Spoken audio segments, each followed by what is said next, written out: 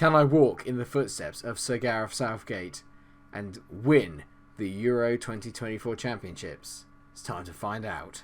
Hello all, MikeRo here. Welcome to another episode of my FM19 save. This summer is all going to be about England. We are here at Euro 2024 in Germany. We are the holders of the Euro Championships, and today we are going to be starting off with our group games. If I can get through all three of them, that would be absolutely brilliant. And we've been gifted quite, I don't want to say an easy group, but a group we should be getting out of. And that group is Group A.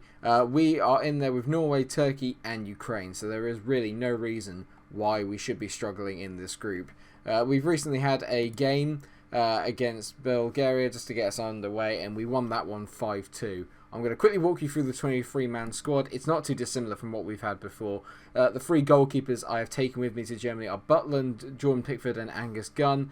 In the defence, we've got John Stones, Trent Alexander-Arnold, Declan Rice, Dale Fry, Eric Dyer, Joe Gomez, Jay Da Silva, Ben Chilwell and Max Aarons. The midfield is Ross Barkley, Lewis Cook, Jadon Sancho, Phil Foden, Raheem Sterling, Dele Alli, a regen called Tom Chatfield, who most of you will be familiar with because he plays for Chelsea on the save and he scored a few times against me. He's absolutely brilliant, probably our best player to be fair.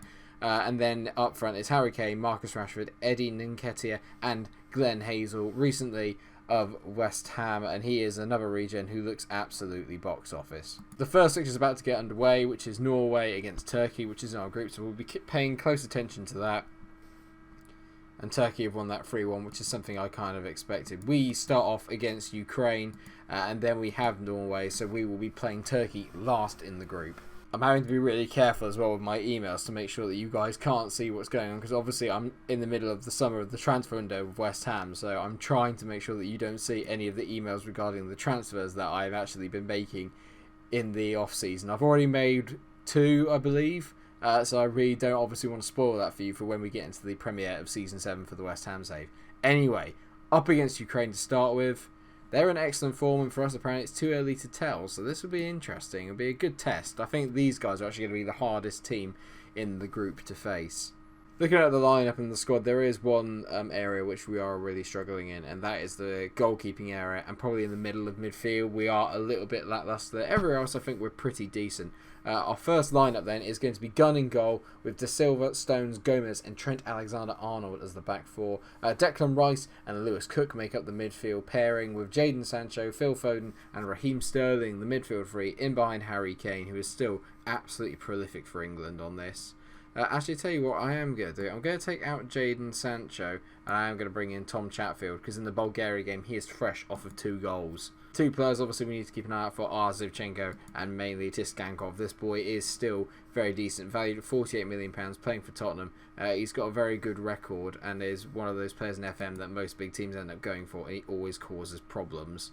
So, I'm going to passionately say to the boys, I expect nothing but a win from this match, and they've all reacted well to that. Everyone's morale is nearly superb or very, very good, so there's no real ill feeling in the camp. Everyone's getting on really well. It's pretty decent, and I don't know if we're favourites to win. We're still the number 1 ranked team in world football somehow, even since I've taken over, and I'm not really sure how that's gone really, but this is our first proper competitive game under my stewardship, so let's see how we get on. I'm a little nervous to be fair because obviously following on from Gareth, expectations are high as he won Euro 2022 and we should really be the best team in Europe in all fairness. As Joe Gomez heads it clear and Lewis Cook heads it clear, but Ukraine made the better start here as Berda's out on the right hand side. He whips it in and Zivchenko picks up the ball here into Matvienko. Zivchenko again. And we've managed to get our body in the way there, but it's fallen to Malinovsky. He hits it. That is a superb goal. Uh-oh. I didn't see that coming. It is absolutely pissing it down in Germany here. Shepelev squares it to Malinovsky.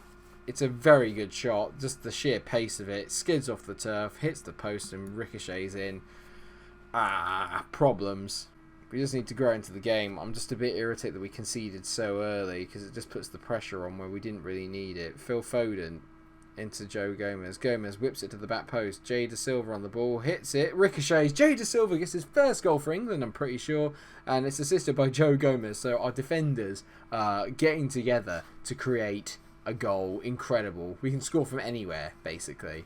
I'm not sure how good this commentary is right now, if I'm honest. I'm feeling a little bit flustered by it all. The pressure is getting to me. Jada Silva there takes a massive deflection, and Lunin should definitely save that. It is a poor effort from the goalie, but I don't care one jot. We're back in it, and the lead for Ukraine didn't last too long. I can see the little run that Trent was trying to make there. Foden to Raheem Sterling.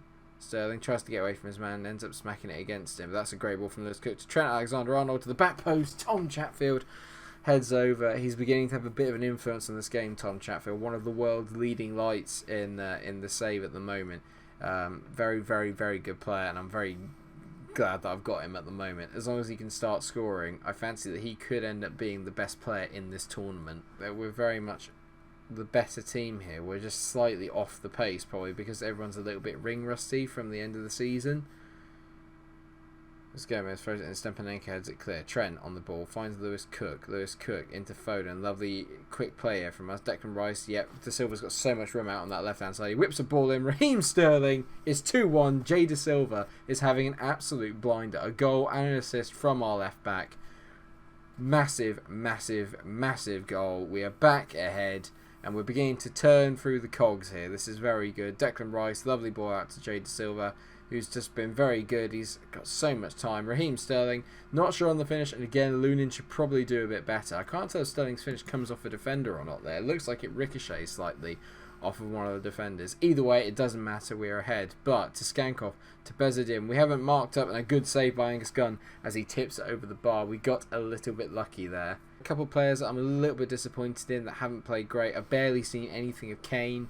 But apart from that, we're doing alright. The most important thing is that we're in the lead, and in tournament football, it doesn't matter how well you play, all that matters is that you win, and that is what we are currently doing. And I've said I'm pleased with the boys at half time because they managed to turn it around and just do the same in the second half, because then we'll win 4-2. Oh, hello, there's been a bad tackle there. Malinovsky, who scored for them early on, has gone in with 2 feet on Lewis Cook, and it's a red. Ruslan Malinovsky has put Ukraine in a very difficult position now, and I think it's time that we started making a few changes to the squad. I'm going to take Harry Kane off. It's not been his day today, so we're going to get to see Glenn Hazel, obviously a target for me in this save, up front and see what he's got in the locker. I'm also going to take Declan Rice off and bring on Eric Dyer. Ukraine down to 10 men. We haven't really capitalised on it. We've not done a lot here, so I've told the boys that to get more focused and get up for it a bit. We just need to get a third and secure this. As Trent hits one, and oh my god, what a save. That is unbelievable from Lunin. He might have let 2 absolute howlers in today. Well, not howlers, but 2 mistakes today, and ones that he should save. But he might have just made up for it there with an incredible double save, and he takes the corner very comfortably. That should have been 3. That should have been 3. And there's 4 minutes of added on time. Where'd that come from? Trent whips the ball in, doesn't make it past the first man. Raheem Sterling hits it. Raheem Sterling is on fire for England. It is his 2nd of the game. Our 3rd of the game as well, which you think would like to seal it up. And we will be matching Turkey for goals scored at the top of the group. Lovely take from Sterling, and he absolutely smashes that into the top corner. We've had 31 shots, 9 of them on target. It's been a much better showing in this second half, even though we don't have the goals to show for it until that one. There you go. It's all over. We start with a 3-1 win against Ukraine. Absolutely magic. I'm going to assertively say, well done, lads. That was a good win for us, especially because we went behind early, but we've shown character and we've got it back together. Well done. And next up is Norway. Okay, so on the day of the Norway game, I've just realised, and this will warm my heart as a Liverpool fan, is that John Arne Riise is manager of the Norwegian national team. And even more importantly is that Turkey and Ukraine have drawn. So all we need to do here is to beat Norway, and we have secured qualification from the group. Yeah, I think I'm going to go with the same team. I mean, why change the winning formula? They played really well in the last game. Why not go with the same one again? We didn't start great, but we got there in the end. I'm going to tell the boys I expect nothing but a win from this match. Midfield, I have faith in you. Get out there. Yeah, away we go. That's fine. Looking at their team, they've got a couple of very good players. Martin Odegaard's obviously a very well-known player on FM. He's at Levante in this save. Never really achieved the potential I think that most people thought he would. Obviously, there was a stage where everyone thought he was going to be the next big thing. That hasn't happened. Christopher Adjer is always a player that plays particularly well on FM, and as you can tell, he's at Bayern Munich and valued at £41.5 million. We had him in the Southampton save as well, very decent. But the one that you really like, and I'm sure most people will be familiar with, is Sander Berg. In Tottenham in this save, but I mean, he is unbelievable for a defensive midfielder, a world-class midfielder, probably the one truly world-class player that Norway have. So maybe not brilliant in attacking sense, but still a player that needs to be respected and watched out for. Phil Foden's on the ball. He just dribbles past them like they're not even there. Great ball into Harry Kane. Harry Kane, brilliant save from Rosbach. I know that name. Where is he playing at? Norwich, that's it. I wonder if Rachel's in the crowd. Because she wants Ross back. I made this joke before. I've got to say, other than that Kane chance, we have created not a lot, and it's nearly half an hour gone. I say that. As I demand more from the players, I might get a little more. As Trent whips the ball into the back post. Harry Kane. Rosbach saves it. Kane! Oh my god, how has Rosbach managed to save that? That is an unbelievable bit of keeping. Harry Kane should have put us 1-0 up there. He's missed, maybe not the first chance, but the rebound he should have buried. And you'd expect for an elite striker like him, should have done a bit better there. I'm really disappointed. I thought this would be the gimme in the group, with the greatest respects to Norway, but we've really, really struggled here. Lots of shots, not a lot of, what's the word? Penetration is the word I'm looking for. I guess I keep playing the way that you have and the result will come, and that is true. Eventually, you do like to think that we will break them down. I'm going to go wing backs on attack now, actually. I think maybe this is the best way forward. If we get the wing backs on attack, let's really go for it. I'm going to take Phil Foden off because he is obviously carrying a bit of a knock. And I'm going to bring on Dele Alli to play in behind Harry Kane, because obviously they're still both at Tottenham. They should have a very good understanding. So let's hope that that is true. God, come on, please, for God's sake. It's because I was talking already about who are we going to play in the next round? And we're not even going to beat flipping Norway.